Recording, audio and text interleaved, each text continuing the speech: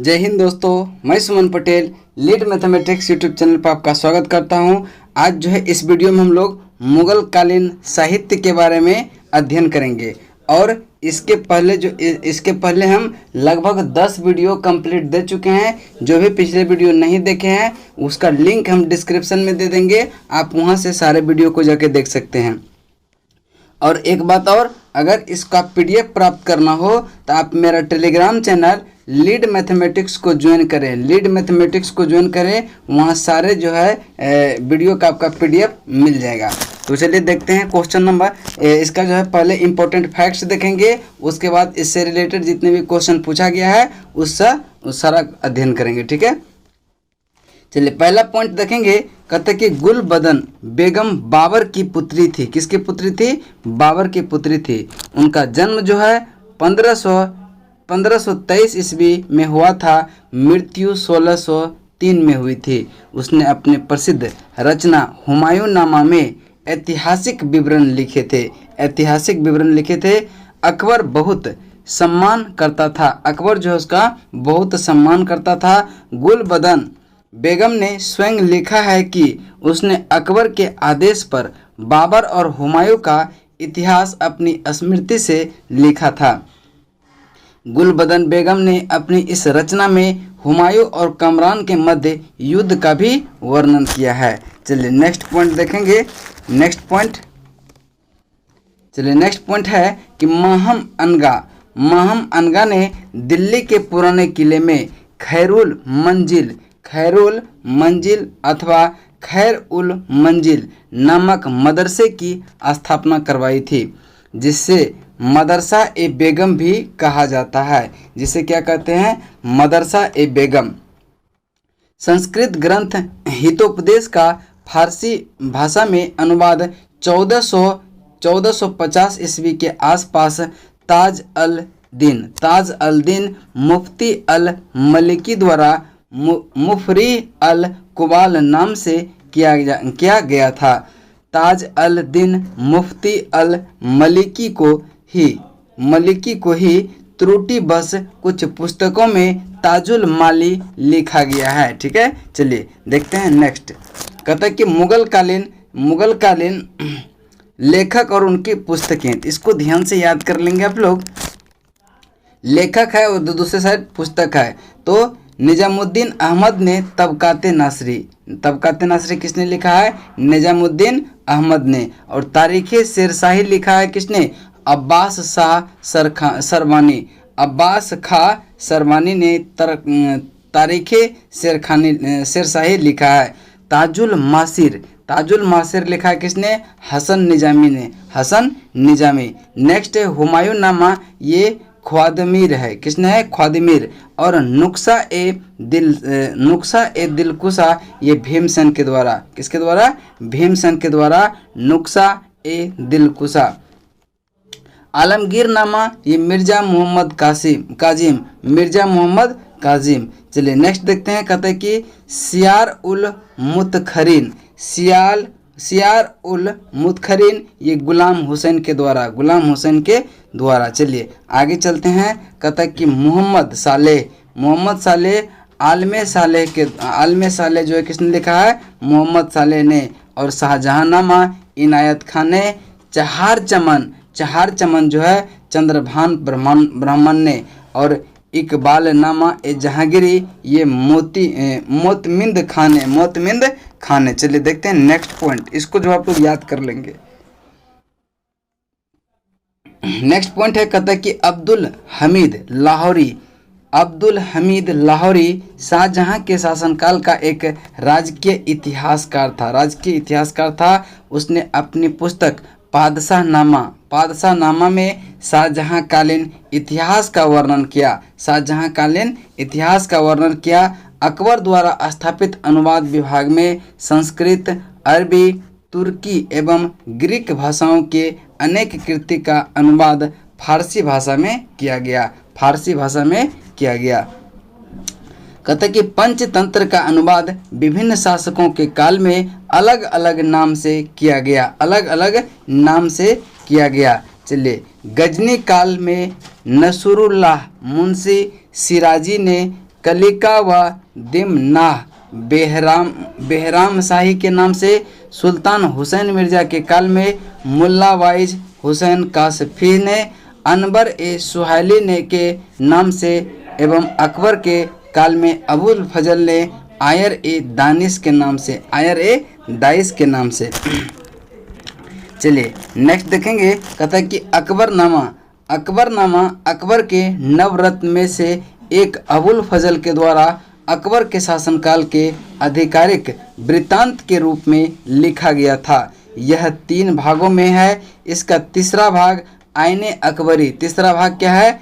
आईने अकबरी है। ठीक है, चलिए नेक्स्ट देखते हैं। कहता है कि फारसी मुगलों की राजभाषा थी। तो पूछेगा मुगलों की राजभाषा क्या थी? तो फारसी थी। राजकाज से संबंधित सभी कार्य फारसी में ही संपन्न होते थे। सर्वप्रथम भारत में लाहौर फारसी साहित्य के विकास केंद्र रहा। चलिए नेक्स्ट देखते हैं। कहता है कि नस्तालिक फारसी लिपि है। नस्तालिक क्या है? एक फारसी लिपि है जो मध्यकालीन भारत में प्रयुक्त होती थी। मुगल बादशाह औरंगजेब नस्तालिक तथा शिकस्त लिखने में निपुण था। चलिए आगे चलते हैं। कहता है कि अजमेर की किशनगढ़ रियासत के राजा सावंत सिंह, रियासत के राजा कौन? सावंत सिंह 17वीं-18वीं सदी का वैष्णव नाम नागरीदास जिसको राधा का सेवक था। उन्होंने ही कृष्ण प्रशंसा में अनेक छंद लिखे। किशनगढ़ के शासकों ने निम्बकारी संप्रदाय के संरक्षण प्रदान किया था। ठीक है, चलिए देखते हैं आगे। कहते हैं कि रामचंद्रिका एवं रसिक प्रिया हिंदी कविता के ऋतकालीन कवि केशव दास जिसका कार्यकाल 1555 से 1617 की रचनाएं हैं। चलिए देखते हैं। अब यहाँ तक क्या होगा, आपका जो भी इम्पोर्टेंट फैक्ट था वो कंप्लीट हो गया। इसके बाद हम लोग क्वेश्चन पे चलेंगे। तो देखते हैं, एक एक क्वेश्चन का डिस्कशन पूरे डिटेल में करेंगे।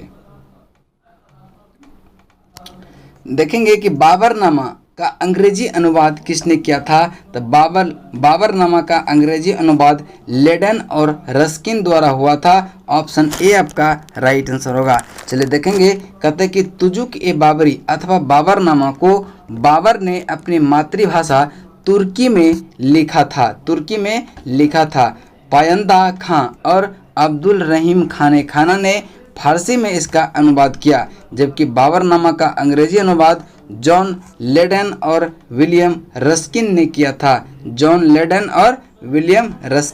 था। चलिए आगे चलते हैं। क्वेश्चन नंबर 2 कहता है कि गुलबदन बेगम पुत्री थी किसकी?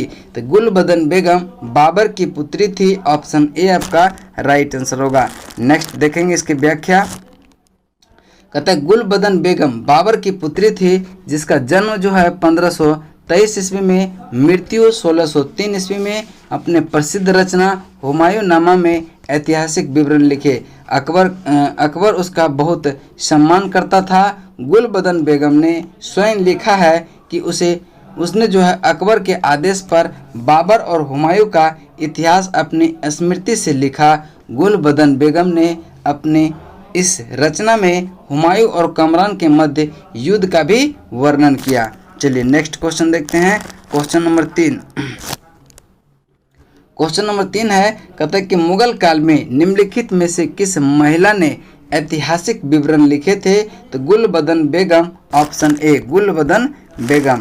तो चल नेक्स्ट क्वेश्चन है। क्वेश्चन नंबर 4 कहता है क्वेश्चन नंबर 4 कि हुमायूं नामा की रचना किसने की थी? तो हुमायूं नामा की रचना गुलबदन बेगम ने। ऑप्शन सी आपका राइट आंसर होगा। चलिए नेक्स्ट क्वेश्चन देखते हैं। क्वेश्चन नंबर आपका 5 पे।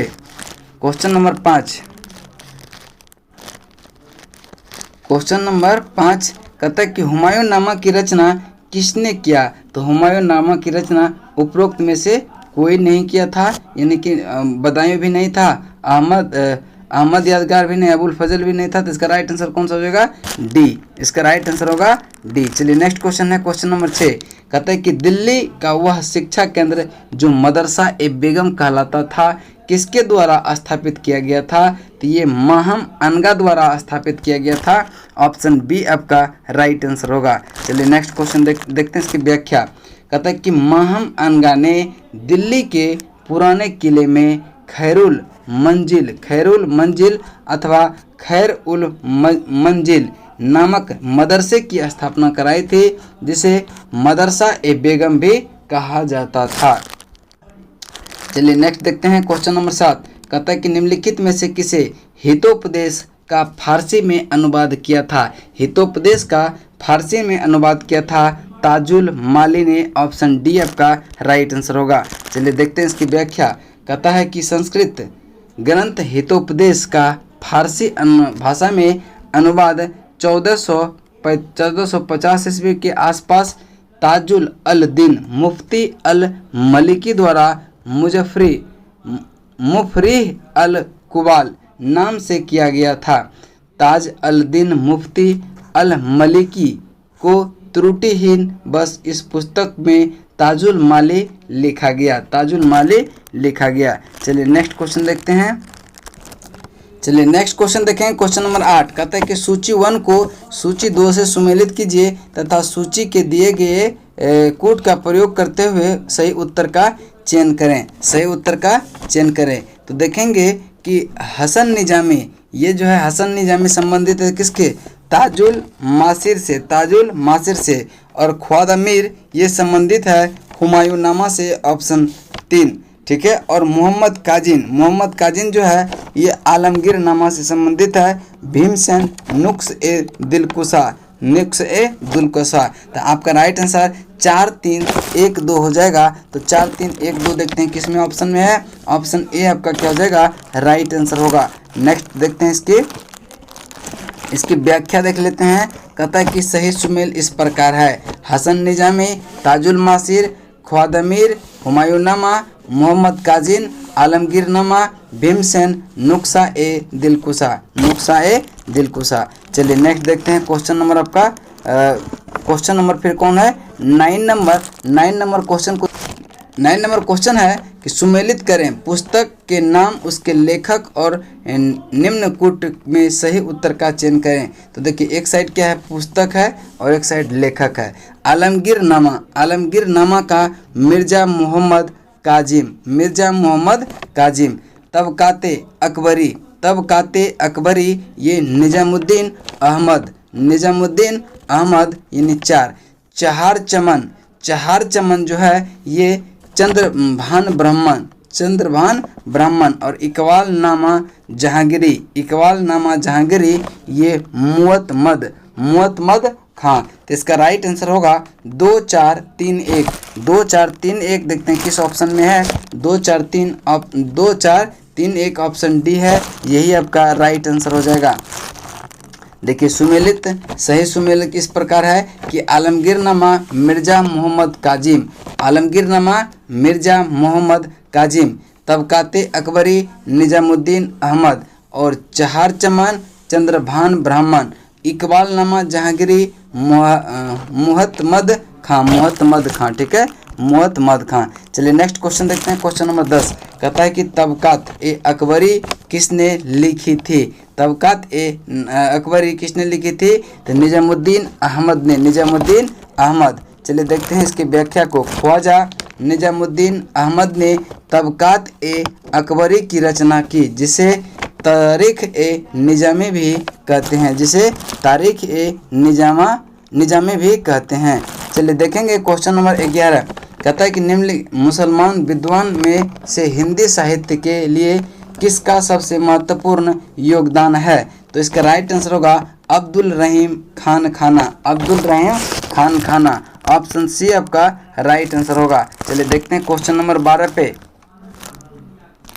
12 इसकी पहले इसका व्याख्या देख लेते हैं। कहता है कि अकबर के सफल प्रशासन, सहिष्णु नीति एवं संतुति मनोवृत्ति तथा तत्कालिक अनुकूल वातावरण ने हिंदी को पनपने का ऐसा सुअवसर प्रदान किया कि अकबर का काल हिंदी काव्य का स्वर्ण काल कहलाने लगा। इस युग में हिंदी केवल हिंदुओं ही धरोहर नहीं थी, अपितु इस पर मुसलमान का भी सम्यक अधिकार था। फारसी, अरबी, तुर्की, संस्कृत, हिंदी तथा राजस्थानी के मर्मज्ञ अब्दुल रहीम खान खाना इस सब में मुखर स्थान रखते थे। हिंदी काव्य का कोई भी इतिहास खान खाना के सम्मान के उल्लेख के बिना अधूरा है। उसका प्रसिद्ध ग्रंथ रहीम सतसई दोहों का संग्रह है। चलिए नेक्स्ट देखते हैं क्वेश्चन नंबर 12। भारत के इतिहास के संदर्भ में अब्दुल हमीद लाहौरी कौन थे? तो इसका राइट आंसर होगा शाहजहां के शासनकाल का एक राजकीय इतिहासकार। शाहजहां के शासनकाल का एक राजकीय इतिहासकार, ऑप्शन बी आपका राइट आंसर होगा। देखेंगे इसकी व्याख्या। कहता है कि अब्दुल हमीद लाहौरी शाहजहां के शासनकाल का एक राजकीय इतिहासकार था। उसने अपने पुस्तक पादशाहनामा में शाहजहां कालीन इतिहास का वर्णन किया। शाहजहां के दरबार में वह यात्री के रूप में आए थे। चलिए नेक्स्ट क्वेश्चन है क्वेश्चन नंबर 13। कहता है कि शाहजहांनामा के लेखक कौन थे? तो इसका राइट आंसर होगा इनायत खां, ऑप्शन डी। शाहजहांनामा के लेखक कौन थे? इनायत खां।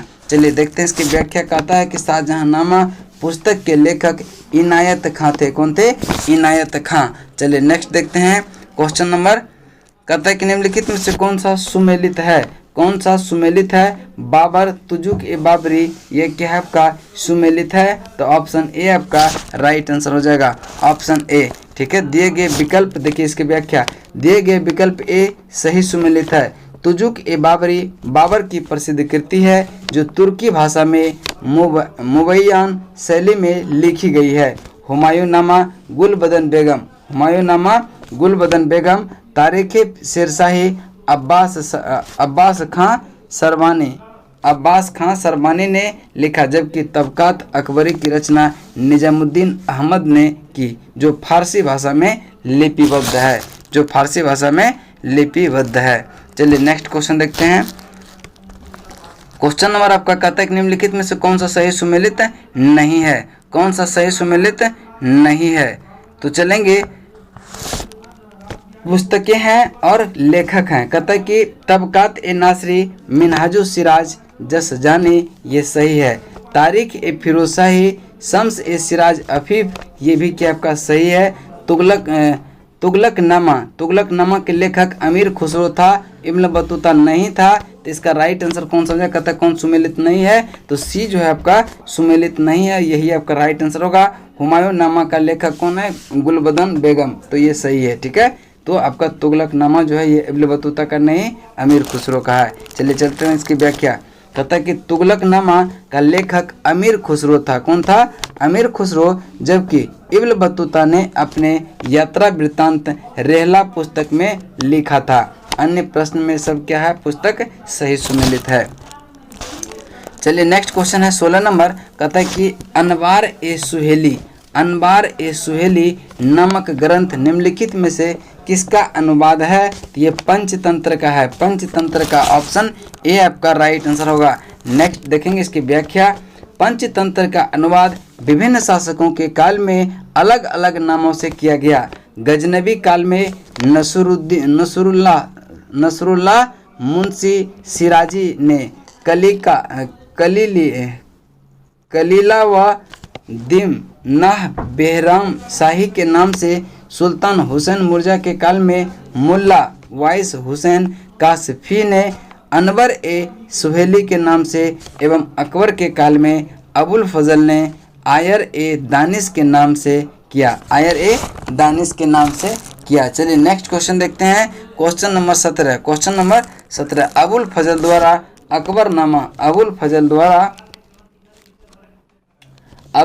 द्वारा अकबरनामा पूरा किया गया था। तो कितने वर्ष में ये किया गया था? 7 वर्षों में, ऑप्शन ए। नेक्स्ट देखेंगे इसकी व्याख्या। अकबरनामा अकबर के नवरत्न में से एक अबुल फजल के द्वारा वर्ष 1590 से 1596 के बीच उसके शासनकाल के अधिकाधिक वृत्तांत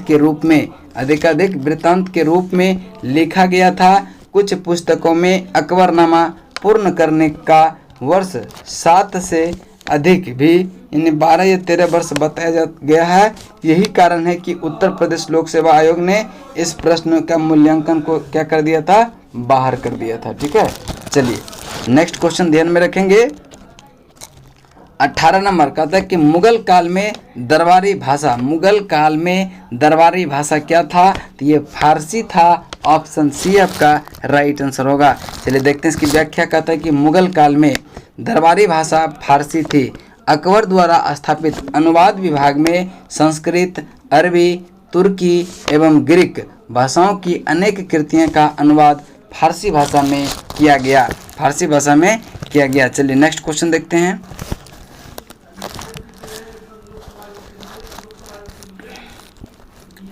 नेक्स्ट क्वेश्चन 19 नंबर कहता है कि मुगल की अदालत में भाषा क्या था, तो उसमें भी फारसी भाषा था, फारसी भाषा था। चलिए इसकी व्याख्या देख लेते हैं। तो कहता है कि फारसी मुगलों की राजभाषा थी। राजकाज से संबंधित सभी कार्य फारसी में ही संपन्न होते थे। वस्तुतः भारत में फारसी साहित्य का विकास मुस्लिम विजेता के आगमन से प्रारंभ हुआ। यह प्रारंभ में शासक वर्ग तथा अमीर वर्ग की भाषा थी। इसको उन्हीं का संरक्षण भी प्राप्त था। सर्वप्रथम भारत में लाहौर फारसी साहित्य के विकास का केंद्र रहा, फारसी साहित्य के विकास का केंद्र रहा। अब देखिए सूची 1 को सूची 2 से मिला, तो क्या करना है, सूची 1 को सूची 2 से सुमेलित करना है। तो देखिए भीमसेन संबंधित जो है तारीख ए दिलकुशा से, यानी कि एक का क्या हो जाएगा 4। चंद्रभान ब्राह्मण ये संबंधित है चहार चमन से। ईश्वर दास नगर संबंधित है किससे, फुतुहात ए आलमगिरी से। और सुजान राय भंडारी संबंधित है खुलासत उत तवारीख से, किससे है, खुलासत उत तवारीख से संबंधित है। तो इसका राइट आंसर होगा 4 1 2 3, 4 1 2 3। देखते हैं किस ऑप्शन में है। 4 1 2 3 आपका ऑप्शन नंबर 4 में है, ऑप्शन 4, और यही आपका क्या हो जाएगा, राइट आंसर होगा। चलिए इसका व्याख्या देख लेते हैं।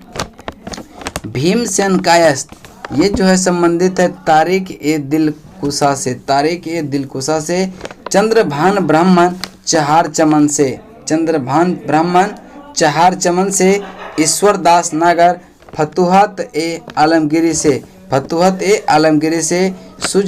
सुजान नाराय भंडारी ये खुलासत उत तवारीख से, ठीक है, खुलासत उत तवारीख से, ठीक है। चलिए नेक्स्ट देखेंगे 21 नंबर। कहता है कि नास्तिक है, नास्तालिक है, क्या है, यह एक प्रकार की फारसी लिपि जो मध्यकालीन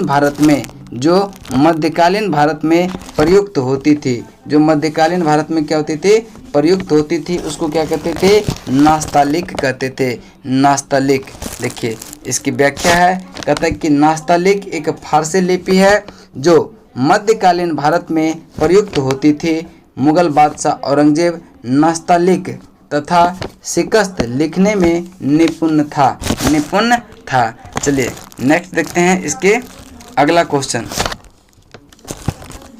अगला क्वेश्चन को ध्यान से पढ़ेंगे। 22 नंबर कहता है कि कवि हृदय राजा जिसने नागरी दास के नाम से कृष्ण की प्रशंसा में छंद लिखे थे वह है राजा सामंत सिंह। कौन है, राजा सामंत सिंह, ऑप्शन डी राजा सामंत सिंह। देखेंगे इसकी व्याख्या। कहता है कि अजमेर के किशनगढ़ की रियासत के राजा सामंत सिंह का वैष्णव उपनाम नागरी दास जो कि राधा का सेवक था। इन्होंने कृष्ण की प्रशंसा में अनेक छंद लिखे। किशनगढ़ के शासकों ने निम्बकाचार्य संप्रदाय को संरक्षण प्रदान किया।